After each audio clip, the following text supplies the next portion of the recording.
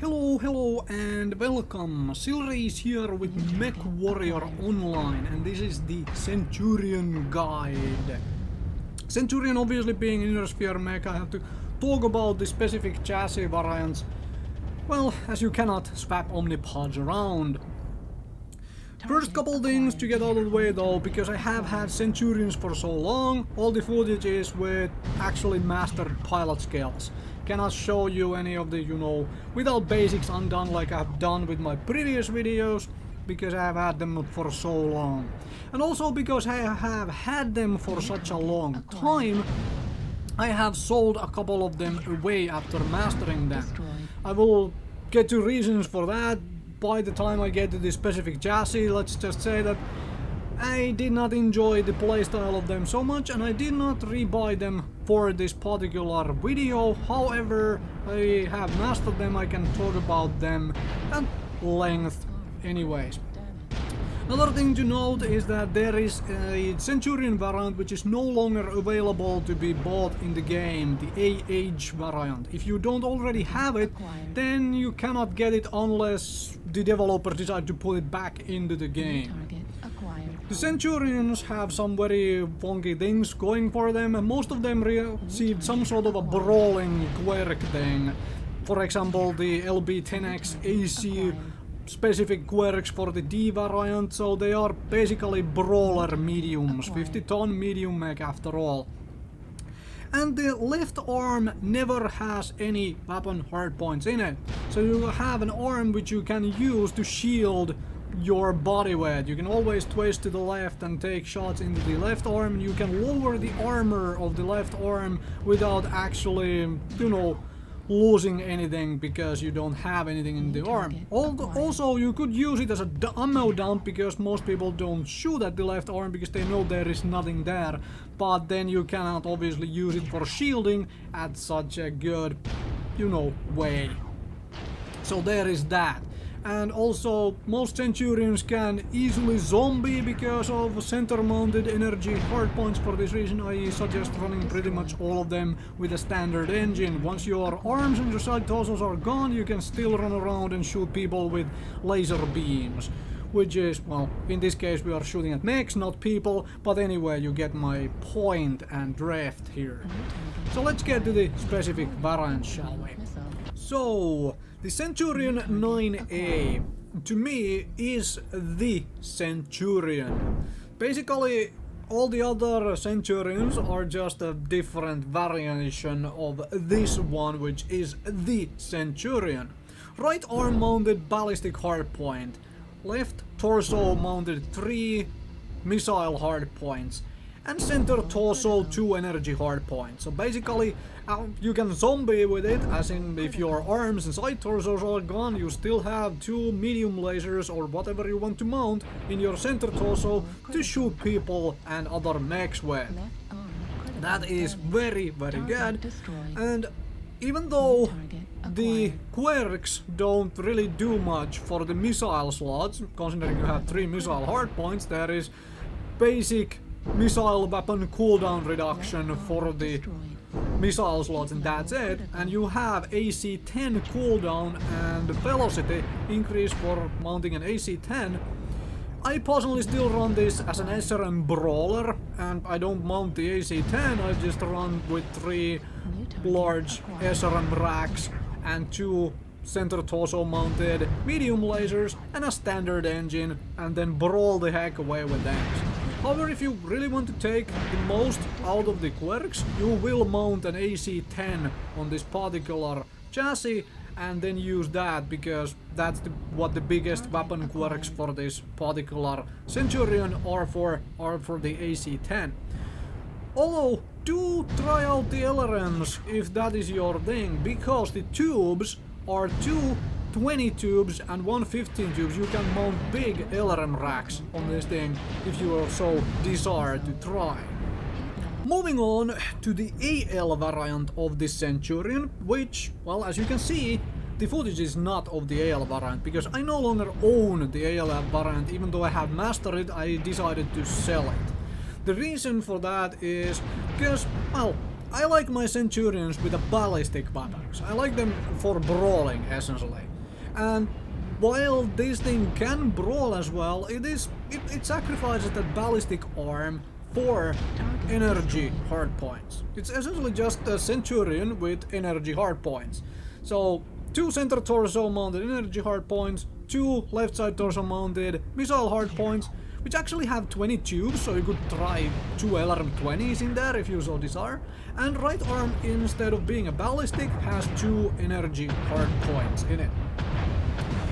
Personally, I would again suggest a standard engine for this thing, although right now, because it has quite massive bonuses for the large laser that has cooldown reduction, heat generation reduction, and the beam duration has been reduced, you could absolutely mount an XL engine and mount a large laser in the center torso and 2 large lasers in the right arm and play around with that.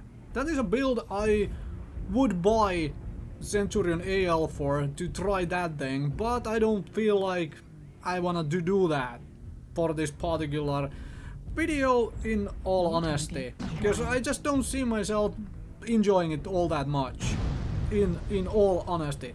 But for brawling, you can still very much play around with this thing, just smacking a large laser, a couple medium lasers in the torso, and maybe even a couple SRM racks in the left side torso, and run around and brawl. But like I said, if you really want to go with full quirks, just mount 3 large lasers and see how well you can do, maybe with an XL engine, so you can run around. So moving on to the 3rd Centurion variant available for C-Bells, which is the 9D variant. So there are some big differences between this and the others, although hardpoint wise it's basically the same as the A variant. Basically 2 ballistic hardpoints in the right arm, 2 missile hardpoints in the left torso, and 2 energy hardpoints in the center torso. It's basically the A variant, well, 1 extra ballistic slot, 1 less missile slot. However, it can mount up to a 390 rated engine, and it also comes stock with XL 300 engine. So while you can mount an XL 390, by the point you do that, well, you will run with speed tweak almost at 140 kph. However, you basically have no tonnage for weapons at that point. And the reason I personally sold this one away is because I don't see the reason to mount bigger engine on a Centurion than the 275 rated engines you can go on basically all the other Centurions. You can smack in at the XL300 or even over XL300 on this thing. However, I personally play and use my Centurions more as a brawlers, and in that case I do not want to mount an XL engine because, well, I can no longer zombie, because if south torso gets blown up then your neck is blown up, you know, that sort of thing. And the other thing being that, well, would like to use that left arm as kind of a shield arm, and that is a little less doable if your side torso behind it can be blown up and will kill you. Although Centurion 9D also comes with a very weirdo quirk. I mean, come on, it comes stock with the LB10X AC, but so it actually got a cooldown reduction and a velocity increase, not reduction, increase for the LB10X AC. So if you really want to get the most out of this thing, you kind of have to mount the LB10X AC in the arm. Well, it cannot mount an AC-20 anyways, it could mount a gauge rifle, but if you want the most out of your Centurion 9D, I would personally have kind of suggest mounting the LB10X AC and maybe mounting 2 streak SRMs and a big XL, so you could run fast and maybe chase down some light scout mechs and whatnot. You know, that sort of stuff. That's how I would run it these days if I were to rebuy it, which I don't see the point of, because I will rather play one of the other Centurions with a 275 or even 250 engine in it rather than the D variant. This is just how I feel about it. If you can make it work for you, that is good for you, right? So, the hero Centurion, the Centurion 9 Yen-Lo-Wang, available for MC if you are willing to spend MC on Centurions, one of the two Centurions capable of actually mounting an AC-20, and after the quirks, it actually is basically mandatory to mount the AC-20, because it received AC-20 cooldown reduction, range increase and velocity increase for the AC-20 as well. And it has those two energy hardpoints in the center torso, which is one reason why I still run mine with a standard engine and just brawl the heck out with the particular version of the Centurion. However, the Centurion Yen-Lo-Wang can also mount up to 300 rated engine, so it kind of competes with the Centurion D. The D can go all the way up to 390, which is kind of pointless to go that high.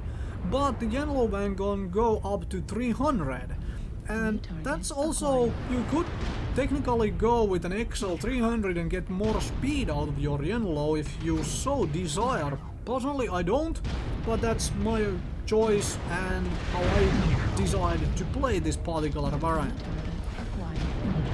Recommendation: if you really like Centurions and you want to play Centurions and you are willing to fork out some MC, wait for this thing to be on a sale again and grab it, because to me this thing basically just outdoes the D variant of the Centurion. It has better quirks and it can mount AC-20 because of having enough grid space in that arm to do so. And finally, the last Centurion variant, the AH variant of the Centurion, which is no longer available in the game to be bought. So if you don't have it yet, you might hope that it someday returns, that you can get it if you really want it. But if you have it, well, this explains how to play around with it and what you can expect from it if you have to face one. This is the Centurion where I personally run an XL engine, because it has 3 ballistic slots in the right arm, which makes no sense because it basically mounts an AC-20, and 3 missile slots in the left torso, and it has no center torso mounted energy slots. So there is basically no way this thing can zombie. That's the reason I run XL, and I also want as much tonnage as possible for ammunition, because there is no energy slots whatsoever. So, quirk-wise, it received an AC-20 cooldown velocity increase and generic missile weapon cooldown range increases. So it actually received bonuses for both of the weapon types, and because of the AC-20 cooldown velocity, you really want to mount the AC-20 on it. It is also, alongside the Yen-Lo-Wang, the only Centurion capable of mounting AC-20, as in this thing and Yen-Lo being the two which can do that. And as for the missiles, you could go long-range missiles, but if you are mounting an AC-20, you probably want short-range missiles because you are brawling anyways. And then you want big enough XL engine to fit in enough ammo to last you for a while, and probably hopefully not run out, because if you run dry on ammo, you have no backup weapons in the form of lasers or whatever.